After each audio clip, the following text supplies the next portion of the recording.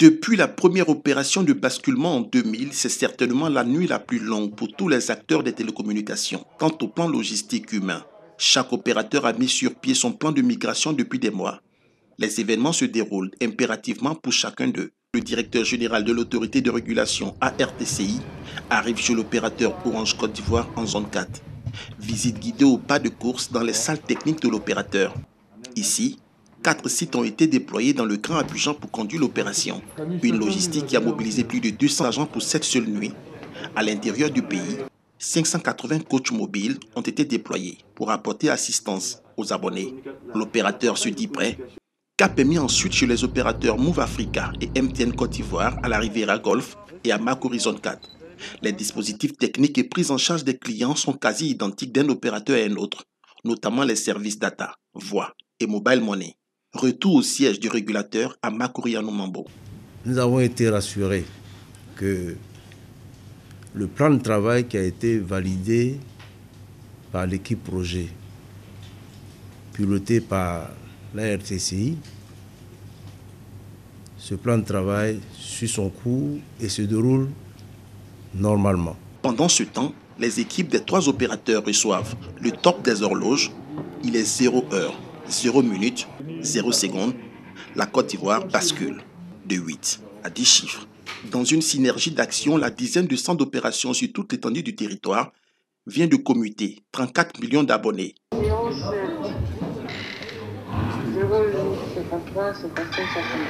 Voilà, donc c'est bon, hein, ça marche. Hein. C'est le premier appel. Je ne peux que remercier et féliciter tous les collaborateurs, notamment la RTCI, qui a coordonné cette délicate et importante opération. Une opération que je peux qualifier d'historique. Dans un souci d'adaptation, les opérateurs en accord avec le régulateur ont prévu un plan de cohabitation des 8 et 10 chiffres jusqu'en fin février.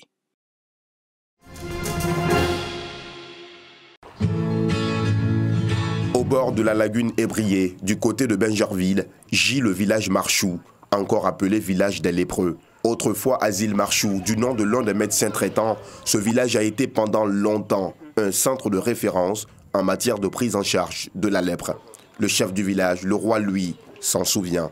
Ceux qui avaient la lèpre étaient dans l'île de l'autre côté et puis ils sont venus construire pour qu'on soit venu sur la terre ferme par le biais de M. Raoul Foloro, voilà, qui dit il était venu là pour indiquer, pour dire bon, faites venir ces gens ici parce que vraiment là-bas, il est trop difficile d'accéder. Au village Marchou, la bactérie de la lèpre ne sévit plus depuis 1998. Les nombreux tests ont confirmé son éradication sur le site. Cependant, la majorité des malades y est restée, abandonnée par la famille.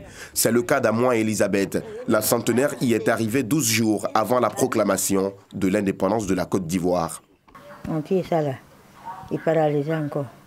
Et ça là où c'était coupé, un qui est massé là-dessus là, c'est gâté. Il ne peut plus debout, il peut plus masser.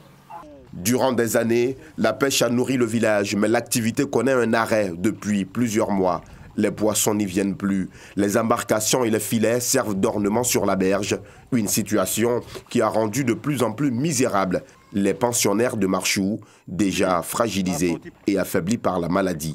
La lagune est devenue pauvre pour les pêcheurs parce que d'abord, au niveau de la lagune, il y a tous les sachets. Et puis, au niveau de la sortie des 2 ponts, il y a les eaux usées qui se déversent un peu dans la lagune. Donc ce qui fait que quand le poisson vient vers là, avec les odeurs, le poisson se retourne en allant vers Dabou. Donc ici, vraiment aujourd'hui, tous les pêcheurs sont devenus encore plus misérables. Désormais, les habitants de Marchou vivent de commerce. Certains d'entre les plus jeunes sortent travailler dans les usines. Dans le combat contre la lèpre en Côte d'Ivoire, le village Marchou a joué un rôle majeur, mais il n'y a pas que lui. À 102 km d'Abidjan, dans la ville d'Adzopé, est construit au bas de cette piste l'Institut Raoul Folero de Côte d'Ivoire. Mais avant d'y arriver, nous faisons une agréable découverte. Le village post-cure du Quesne-Crémone, fondé par le curé du Quesne et les amis des lépreux de Crémone en Italie. Il loge les patients guéris de la maladie, mais rejetés par leur famille.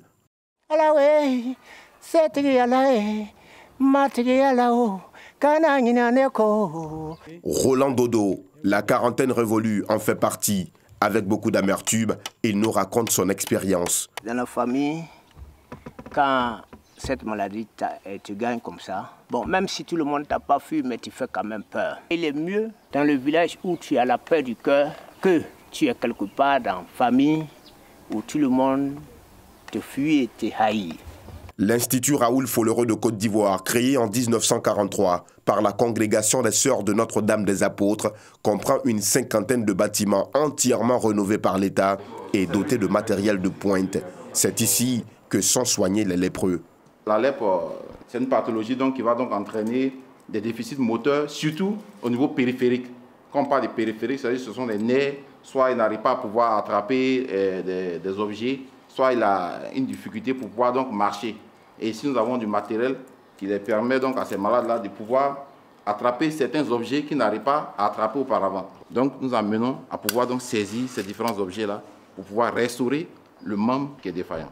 Grâce à la rééducation, les victimes de la lèpre peuvent encore user de leurs membres, ou du moins de ce qu'il en reste. C'est le cas de Karim Savadogo et Ciel Soro. Malgré leur handicap, ils fabriquent des tableaux et autres objets d'art. Moi, je crois qu'aujourd'hui, ce truc-là, ça doit être un vieux truc maintenant, puisqu'il y a d'autres maladies même qui sont plus graves que la lèpre. Donc, je crois que la lèpre, c'est une maladie comme tout autre. Les malades de la lèpre sont là, vous pouvez les voir, ils travaillent, ils font tout. Et c'est jour de chance pour Karim. Il sera récompensé pour son abnégation. C'est ce qu'on appelle la discrimination positive. Il a été malade de la lèpre, il en a eu des séquelles, mais il a réussi à remonter la pente, à se faire un métier et à se rendre utile pour lui-même et pour l'humanité. Cette année, je pense qu'il sera recruté comme formateur dans cette discipline.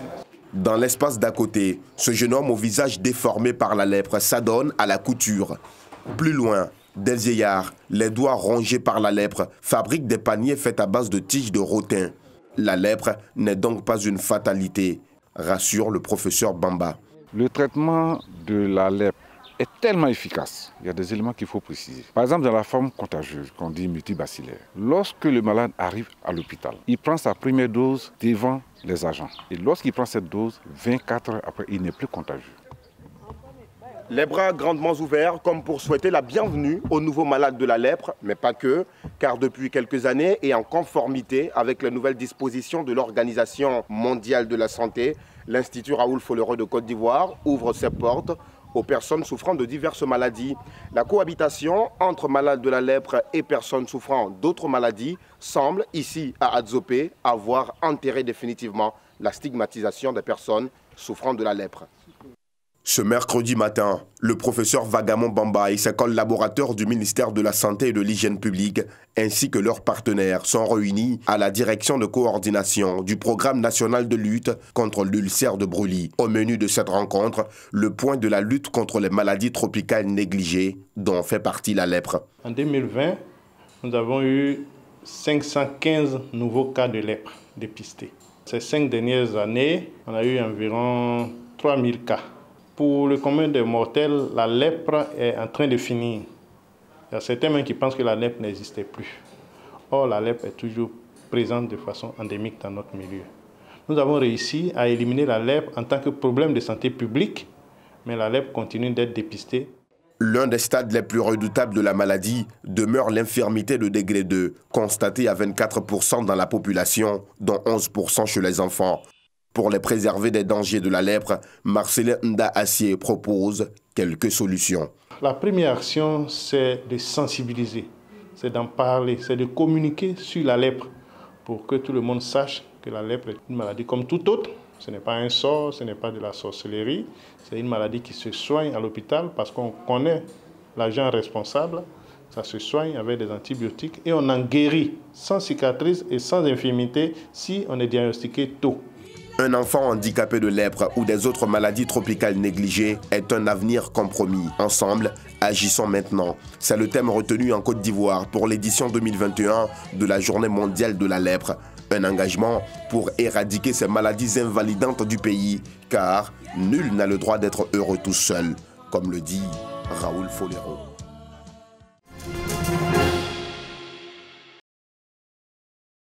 Tôt ce lundi, l'armée a perpétré un coup d'État en Birmanie, proclamé l'état d'urgence pour 1 an et placé ses généraux aux principaux postes.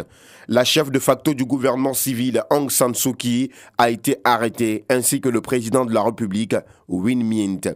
L'armée s'est ensuite emparée de l'hôtel de ville de Rangoon, la capitale économique du pays, et l'accès à son aéroport international était bloqué par des militaires.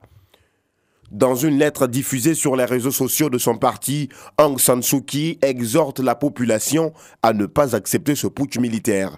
Ce putsch, immédiatement condamné par plusieurs capitales étrangères, est nécessaire pour préserver la stabilité de l'État, ont fait savoir les militaires dans une annonce sur leur chaîne de télévision NEM. Depuis les élections générales du 8 novembre, l'armée conteste le résultat des urnes.